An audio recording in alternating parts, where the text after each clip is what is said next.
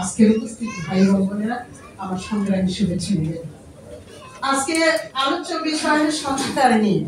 তো আমরা যখন শুনেছিলাম যে সুলতান ভাই সংস্কার প্রধান, তখন আমরা আলোচনা করছিলাম যে ঘোড়া খেয়ে গেল আসলে সুলতান ভাই খুব একটা ভালো মানুষ।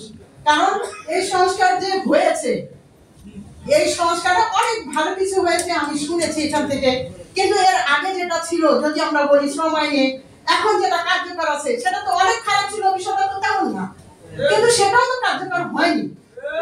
এখন যে সংস্কার হয়ে আসছে ভালো ভালো জিনিস, এটা কার্যকর হবে, এই এই নিশ্চয়তা কিভাবে দিবে সুলতান ভাই?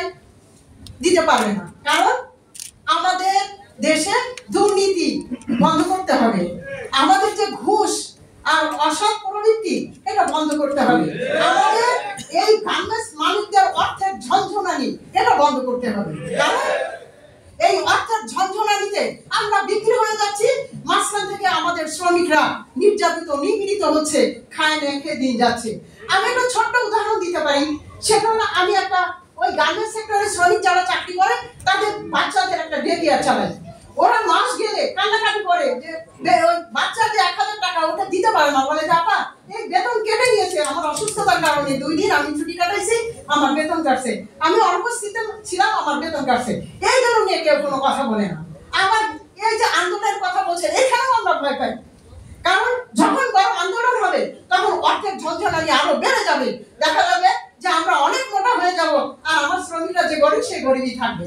তাই আমরা আশা করব যে এই অর্থের ঝনঝনানি বন্ধ করার জন্য কি করতে হয় সেই ব্যাপারে আমরা সবাই সচেতন হই, সজাগ হই। আর এটার জন্য ইসলামী রাষ্ট্র ছাড়া কোনো ক্রমেই এটা সম্ভব নয়।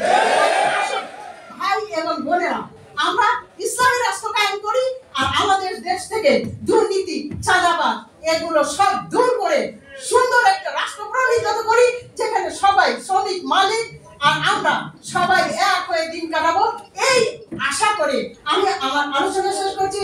সবাইকে ধন্যবাদ। আসসালামু আলাইকুম।